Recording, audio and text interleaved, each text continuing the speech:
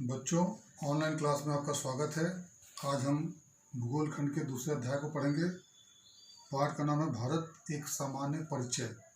सबसे पहले हम देखते हैं कि भारत को उपमहाद्वीप क्यों कहा जाता है। भारत को एक उपमहाद्वीप कहा जाता है। तो आप लोग प्रश्न लिख लीजिए, भारत को उपमहाद्वीप क्यों कहा जाता है। अभी मैं इसका बता रहा हूँ। एशिया महाद्वीप में भारत स्थित है। एशिया महाद्वीप में जो अलग अलग जलवायु, अलग अलग भौगोलिक भिन्नताएं, अलग अलग वनस्पतियां जो पाई जाती हैं, लगभग वो सारे भिन्नताएं भारत में भी देखने को मिलती हैं। यहाँ अलग अलग धर्म का भी प्रभाव देखने को मिलता है, अलग अलग रीति रिवाज, सांस्कृतिक विविधता भी देखने को मिलता है। इन्हीं सभी विशेषताओं के कारण भारत को एक उपमहाद्वीप कहा जाता है। तो आप भारत को उपमहाद्वीप क्यों कहा जाता है, इसका उत्तर लिख लेंगे। अब हम देखते हैं भारत की अन्य विशेषताएं। भारत में दुनिया का सबसे ऊंचा पर्वत हिमालय पर्वत स्थित है, जिसे एक नवीन वलित पर्वत कहते हैं। तो दूसरा प्रश्न आप लिखेंगे, हिमालय को नवीन वलित पर्वत क्यों कहते हैं। इसका उत्तर ये होगा कि हिमालय पर्वत का निर्माण अन्य पर्वतों की तुलना में काफ़ी बाद में हुआ है और इसका निर्माण पृथ्वी के किसी हिस्से में वलय अर्थात दबाव पड़ने के कारण हुआ है। जब पृथ्वी किसी हिस्से में दबाव पड़ा तो दोनों जो उसके क्षेत्र थे ऊपर की ओर उठते चले गए और इसी प्रक्रिया में लगातार हिमालय पर्वत का निर्माण हुआ। जब ये प्रक्रिया लगातार चली तो इसके परिणाम स्वरूप हिमालय पर्वत का निर्माण हुआ। तो यहाँ पर हम देखें कि भारत में विविधता कैसे पाई जाती है, तो वही जो मैंने पहले बताया। अब यहाँ पर हम देखते हैं कि हिमालय पर्वत भारत के लिए अनेक दृष्टि से बहुत ही महत्वपूर्ण है, उपयोगी है। एक तो हमारे देश में अनेक ऐसी नदियाँ जो वर्ष भर, जहाँ पर जल की उपलब्धता बनी रहती है, जिसमें वर्ष भर सदा जल की उपलब्धता बनी रहती है, ऐसी नदियाँ बहती हैं। इनमें प्रमुख रूप से गंगा, यमुना, सिंधु, सतलज, रावी, व्यास, चिनाब, ये सभी नदियाँ हिमालय से निकली हुई हैं। तो एक प्रश्न और लिखिए कि हिमालय से निकलने वाली सदा नीर नदियों के नाम बताइए।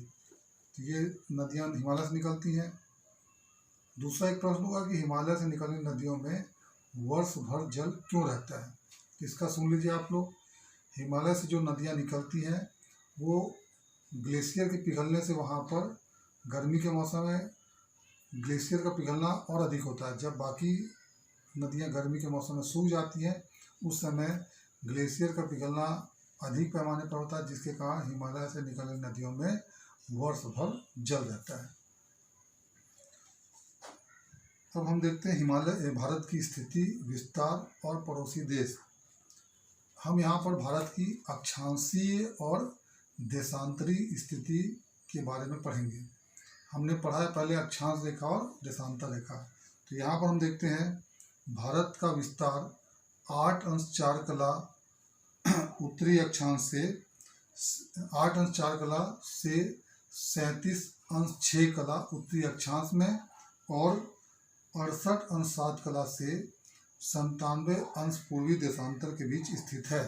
ये भारत का अक्षांशीय और देशांतरीय स्थिति के बारे में वर्णन है। क्षेत्रफल की दृष्टि से भारत विश्व का 7वां बड़ा देश है।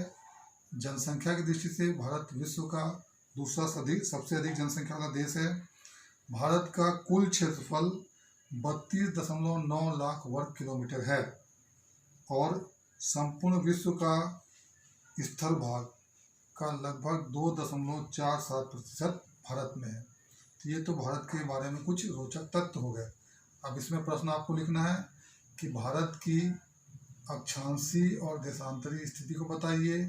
दूसरा, भारत का कुल क्षेत्रफल कितना है।